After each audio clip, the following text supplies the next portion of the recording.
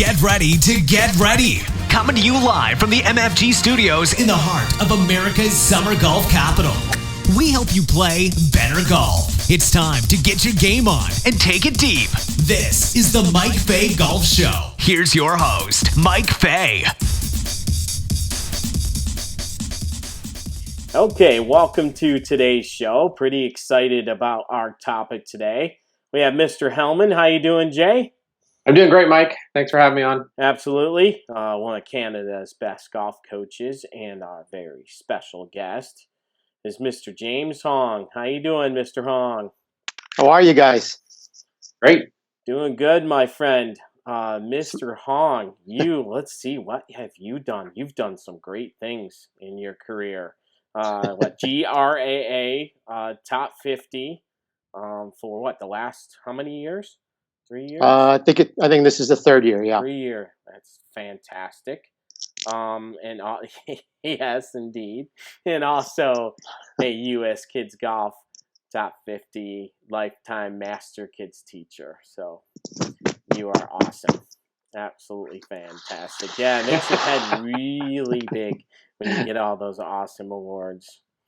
And, well, today's topic, let's get right into it. We're going to talk about tournament preparation.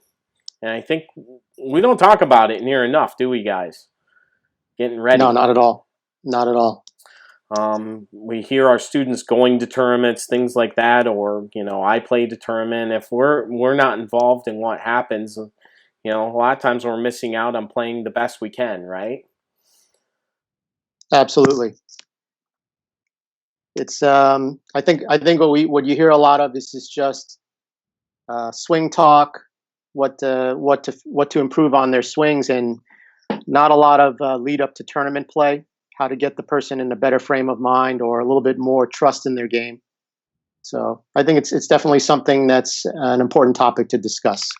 Yeah, it's a big deal, and it goes across the board, not just with kids, but with adults, club players, PGA Tour players, whoever it is.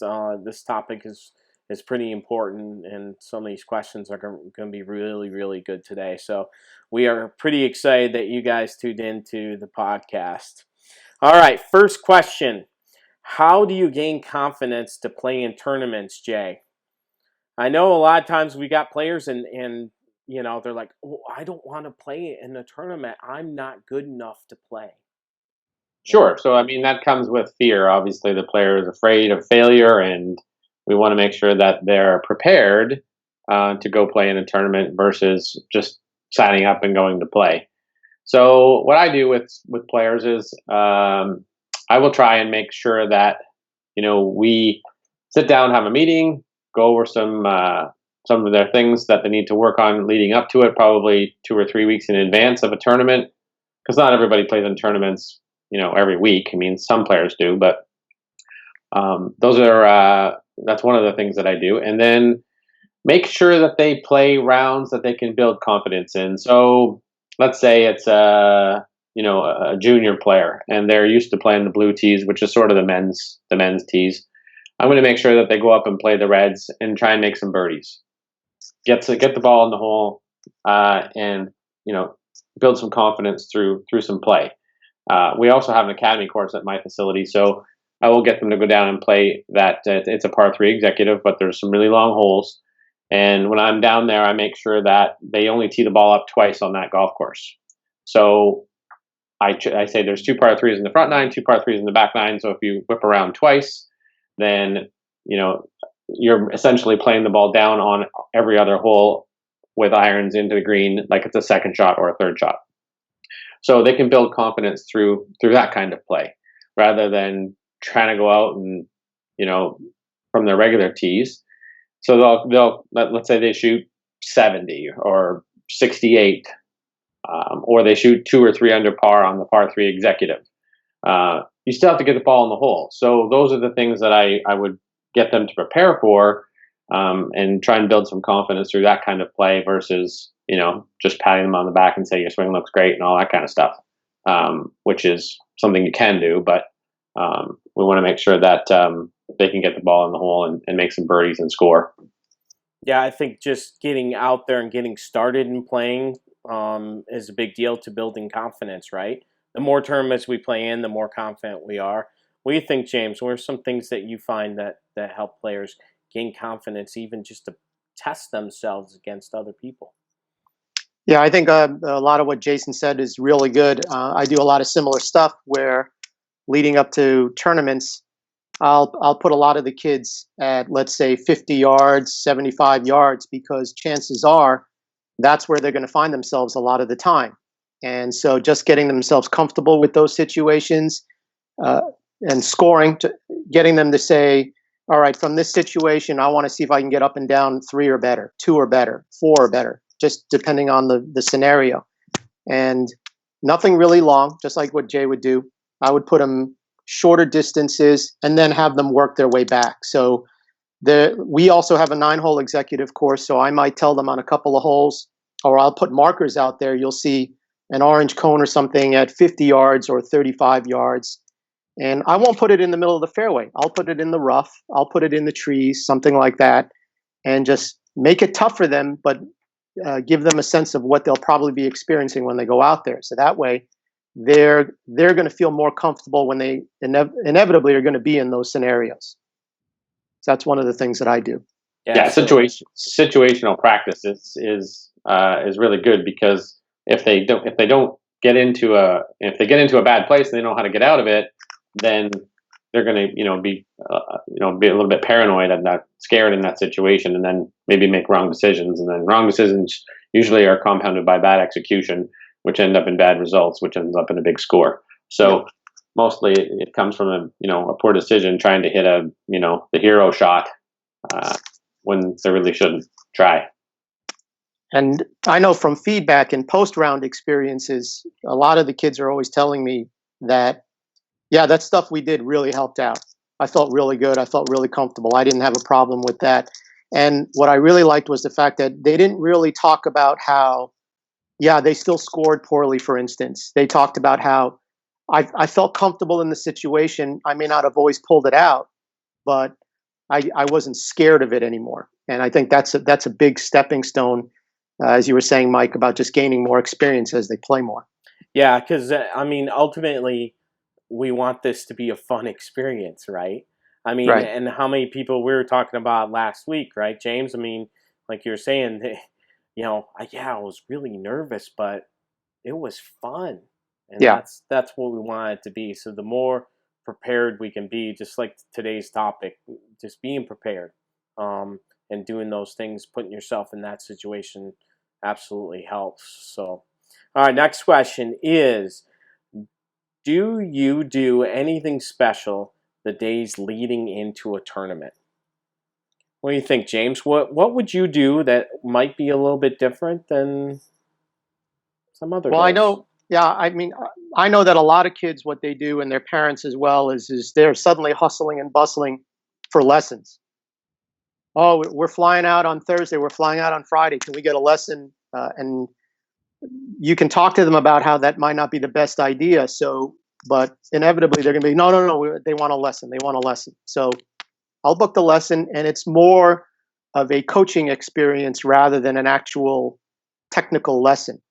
And one of the things I know I mentioned to you the other day is you hear it from Butch Harmon. It's just building confidence, getting them to feel more comfortable with their scenario. Because when they're coming to you right before a tournament, chances are there's a list of doubts in their head already.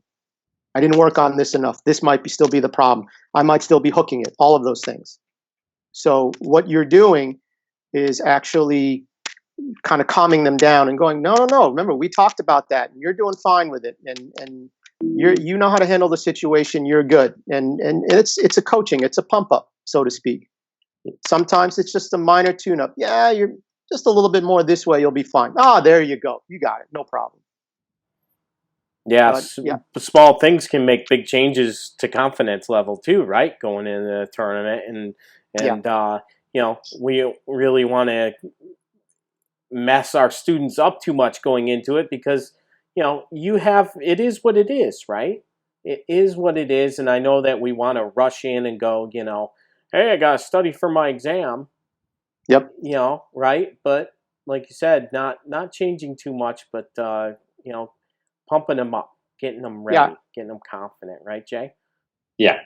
Yeah, I was you stole my analogy when you said exam. Like, so many people cram for exams, and all of a sudden, they go blank when they get in the exam because they're trying to do everything in that 24-hour period. I know I did that when I was younger, so never worked out great. But if you going back to what James said, just sort of the cheerleader coach session is important, and making sure that you don't focus on something technical to get in the player's head or get in the player's way. You should have already done that well in advance of any tournament. Yep. Working on a technical aspect of change or tweak or management. So I think you want to just sort of steer clear of that as a coach to make sure that you don't get in the player's way, giving them that technical thought, because that's really your fault. It's your job to get them away from that. You don't need to play golf swing; you need to play golf. And yeah, I mean, I was watching a tournament, PGA of Canada women's thing tournament in September, and this girl was totally playing golf swing all around the golf course and was having a tough time scoring. And I could just see it that she was working on something, and I saw her struggle, and it was it's just one of those things where you got to get away from that. If you're playing in a tournament, getting an event, and hopefully you've prepared. Obviously, if you're working on something and it's new at that time, but in the pre-shot routine, it was still golf swing and very technical and mechanical, and it just didn't work out that week. But it was tough to watch. It was really tough to watch because she's a good player. I could see it. I agree. Sometimes when you're giving a standard lesson, they might be getting in the car going home and not really having a smile because it was a difficult lesson. But you're talking about that last session before they go off to a tournament. You want them getting in that car, pounding their chest with a huge smile.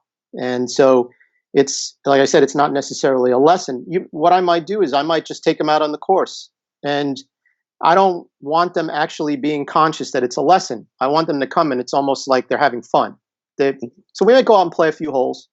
And I might point out a couple of things. Hey, if you ever get into this scenario, you know what to do. So don't worry about it.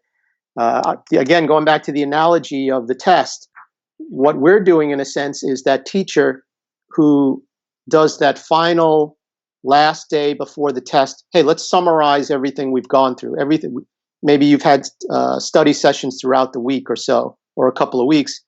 There's a final study session, and it's not really studying. It's just, hey, remember when this happens, and remember when that happens. You know what to do. Remember what we worked on? Great, exactly. Let them give the answers. Let them provide their answers. You're not dictating to them anymore. They're telling you what they already know, what you've already ingrained in them, what they've already practiced. And you're just saying, great, love that decision. No matter what the result ends up being, you're making the right decisions. And go have at it. Okay, next question is, let's talk a little bit about playing a practice round, and what do you do, during that practice round? What do we have to think about when we go out there to get ready for the tournament? What do you think, Jay? Well, I mean, I have sort of a routine that I try and get players to go through.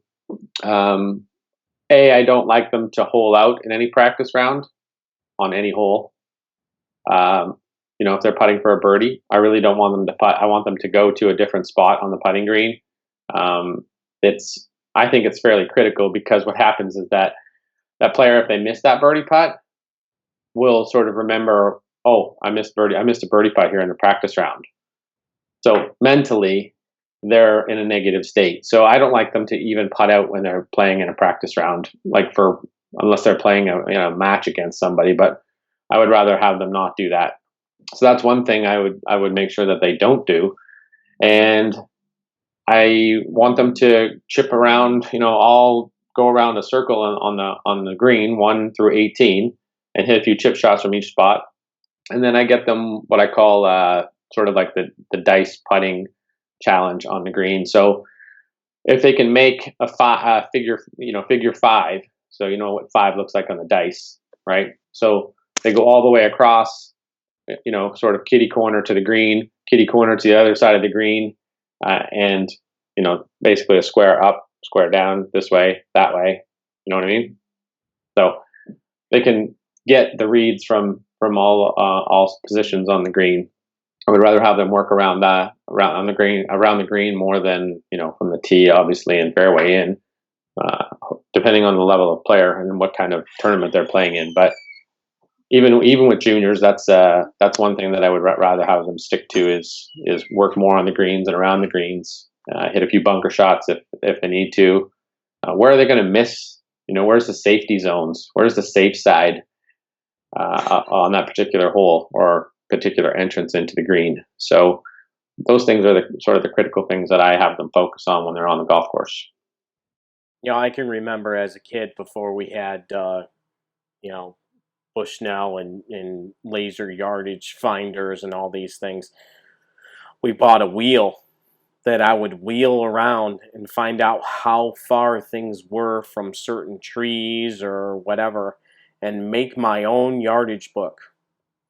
If you ever, if the golf course that you're playing in a tournament doesn't have a yardage book where you can make your own notes in it, do you encourage these guys to make their own notes?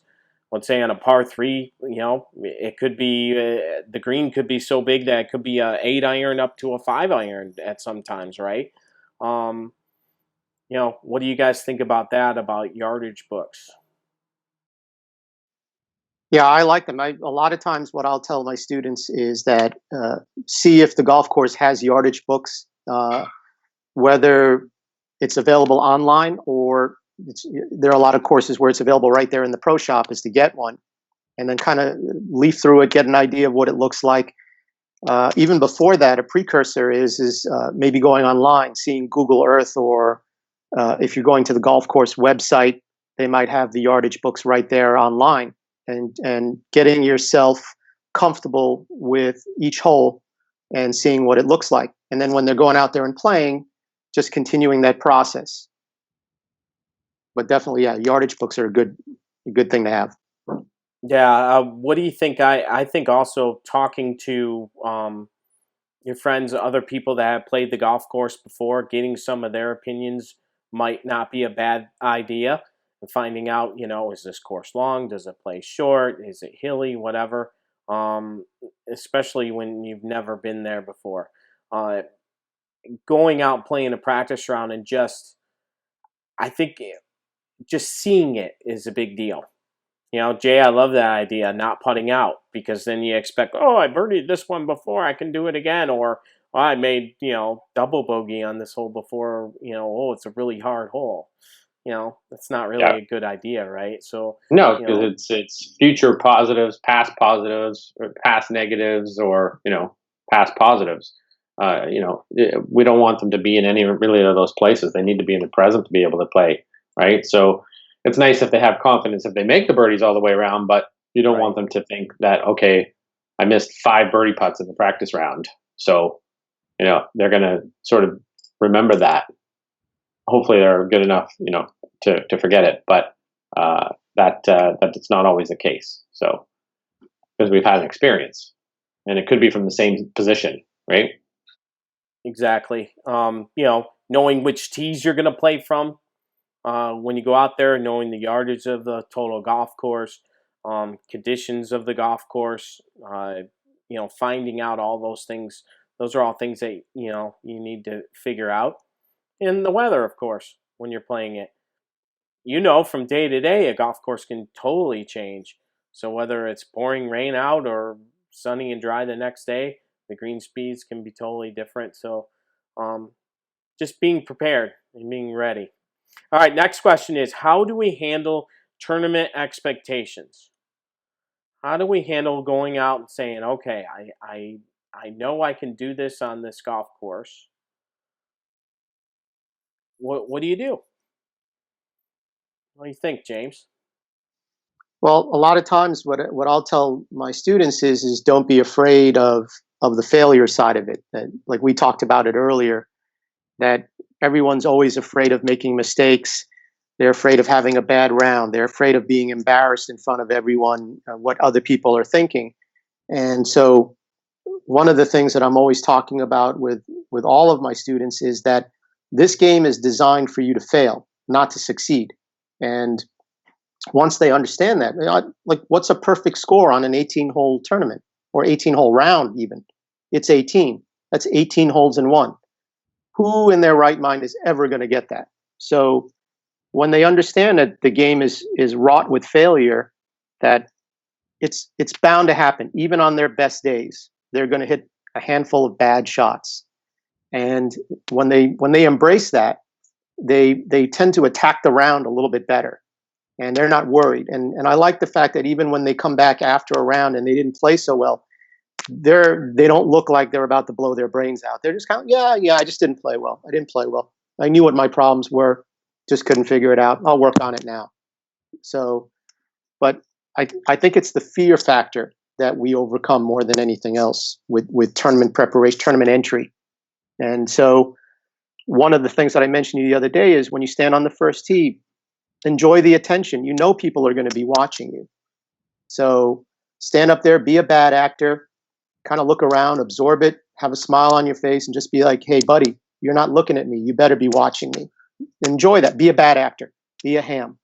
And even if you hit a poor shot, pick up the tee like you just striped it 300 yards down the fairway, walk on out there. And believe it or not, that kind of silliness actually relieves the tension of the first tee. Yeah, like you were saying about that story, there was a bunch of clapping and all those things, It does. I mean, it really does. Being nervous on the first tee is a big deal. A lot of times people won't play in tournaments just because of that. Being able to handle. What other tricks do you know, Jason, to help on the first tee jitters? Well, first tee jitters. Yeah. Obviously, I get people to breathe and make sure that their pre-shot routine is comfortable, and that's one thing for sure. But we're talking about tournament expectations. I want to make sure that they're going out there to have fun first, because they need to be in that relaxed sort of state to be able to perform. A lot of people get uptight and stressed out, and they play really well at their home course or other courses in recreational rounds, but when it comes to a tournament round, they sort of mail it in. So, what happened? Like, how can you shoot, in the 70s at your course or another course all the time, but then when you get in a tournament, you're shooting in the 80s to mid 80s, right? What's happening? So from a pressure perspective, we need to be able to get that player in a good place. And hopefully we've done a lot of that by building their confidence, like we talked about earlier, and preparing them leading up to the tournament. So all of that sort of comes full circle, making sure that, they're going to have fun and try and, play like, I don't know, if I'm teaching an adult, I want them to feel like they're playing a kid, like when they were a kid. And if they're already juniors, then I see a lot of the juniors don't have a lot of pressure. Like, some of them don't. They're just pretty nonchalant, and they just go out there and do their thing, right? Because they don't think about a lot of stuff, not like an adult might. So those are a couple of things to make sure that their tournament expectations are at least, and go in there with a sense of realism too, right? Everybody can say I want to win the tournament, right? Like Tiger does, but they're not Tiger. So, and maybe their skill sets aren't, the best that they can be at that particular week or day or time or whatever it is. So make sure that they're prepared going in, build their confidence leading up to the event, and make sure their expectations are somewhat realistic. Yeah, I know. I ask every single one of my juniors the same question, or I put them in the same scenario, and that is, I ask them, what's the best round you ever played in your life? Or what's the best competitive round you've ever played in your life? And let's say the score is 85 after 18 holes. That's the best competitive round they've ever played. Well, now they go out and they play a tournament, and at the end of 18 holes, they look down at their scorecard and they see 79. How do you feel? And everyone's, I feel great. I feel awesome. Right. You go to the scores table. It's confirmed. Your playing partner said, yep, 79. Sign it. How do you feel? It's incredible. You see your parents. What are you thinking? Mom, Dad, I can't believe I shot 7. It's great. Everyone's celebrating. Well, now you go over to the scoreboard. You look at the scoreboard, and what you see is 64, 64, 65, 65, 68, 67, 67, 68, yada, yada, yada, yada, yada. Oh, and all the way over here, you see, there's your name at 79. How do you feel? I feel terrible. I tell them, you cannot control what the other people in the tournament played, how they played, what they did. You can only control what you do within those 4 or 5 hours. You just shot your best round by 6 shots in a competitive, stressful atmosphere. You should be going out and finding the biggest steak you could ever find and celebrating with your family and enjoying that moment because of what you did, because you got better. And the person that shot 63 or 64, congratulations to them. For all you know, that's their home course, and they usually shoot 61. So maybe that 63, 64 to them is actually a poor round, right? So don't worry about all of that stuff. Go out, enjoy yourself, and enjoy the pressure.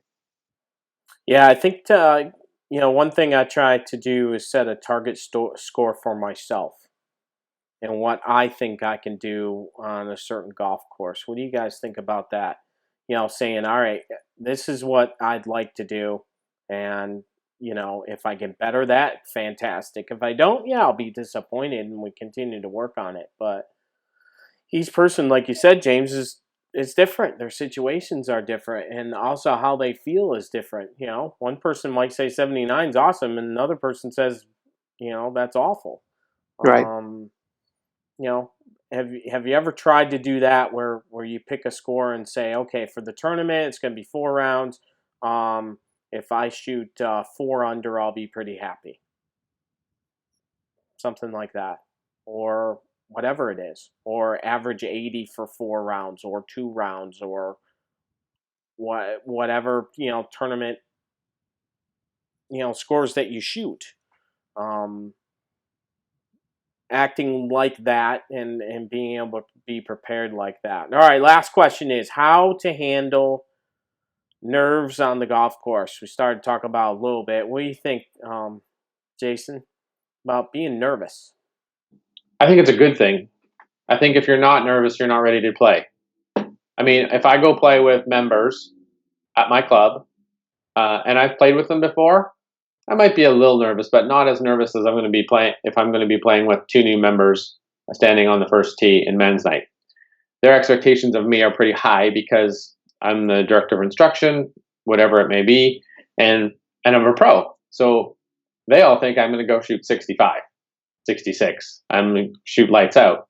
In essence, I really play once a week, sometimes 3 times a month, which is not very much.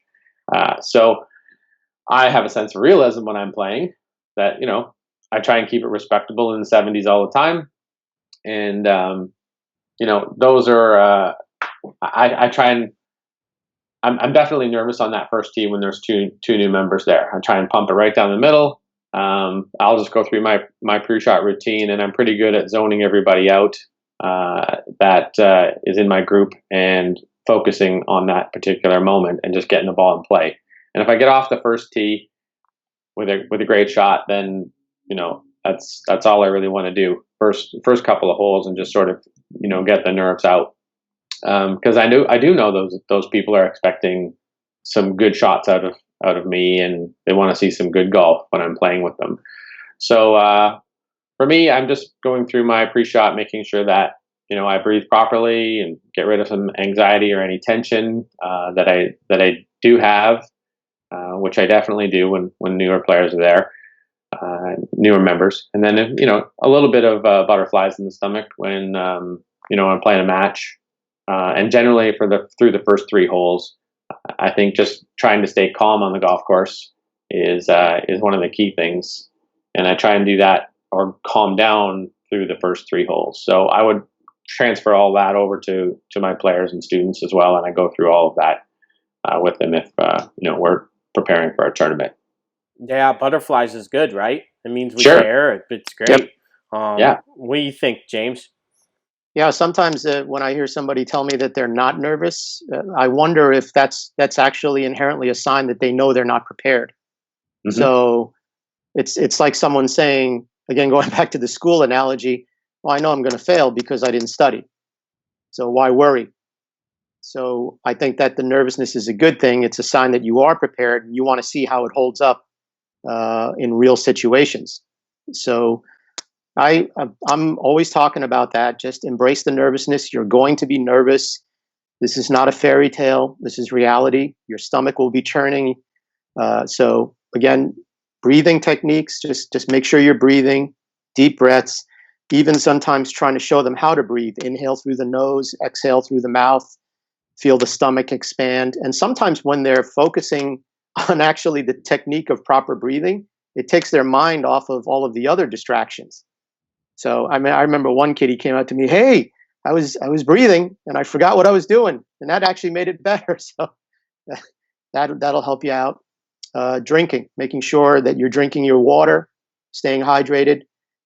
Again, all part of just creating sort of the equivalent of a pre-shot routine, just something that you can rely on to help you deal with the nerves. Yeah, pre-shot routine, focusing on the pre-shot routine and not what's going on.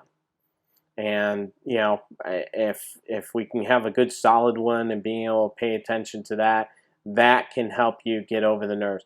I think also hitting a good golf shot kind of relieves a lot of the nerves, right? I mean, like you were saying, Jason, you hit one right down the middle, a lot of times that nervousness, you know, kind of subsides and you can feel a lot better, right? Yep, definitely. So, I mean, it releases some tension and anxiety for sure. If you pump it down the middle and you're in play and you're like, whew, okay, I'm ready to go now, right? So, yeah, those are, that's just definitely one thing. If you always get off the first tee, there's always, I always tell students, there's that one group behind you that everyone's watching. And especially women, they always get a little bit more nervous than I would say, some guys do, because they're worry more about the people behind them and slowing people up and that kind of a thing. They care more about that than it seems to, but they care more about that. And I don't want them to think everybody paid the same amount for a green fee, so I want them to go out there and have fun. And what I tell them is that there's going to be another group that comes up behind that group and watches them, so they're going to be in the same boat, 10 minutes later or 8 minutes later. Because people are afraid of what the result's going to be on that first tee if they don't, if everybody's watching, because they're anxious for sure, because they're expecting a good result, or they're hoping for a good result. A lot of time they're expecting a good result, but definitely they're hoping for one. So, I just say, hey, everyone's paid the same amount for a green fee. Just go out there and have fun, and just get off the first tee and hit a good solid shot, and that'll get your day off to a good start. Okay, James, you're coming down to the final stretch. You're on 18th hole with a putt to win the championship, and you're pretty nervous. What do you do? Is me, or what do I tell my students? Tell your students. I tell you my make students, it, don't you? You make it Yep. every time. I know that about you. I tell them, listen, go through your routine, follow what you want to do. This is no longer a lesson. You follow what you want to do and commit to it.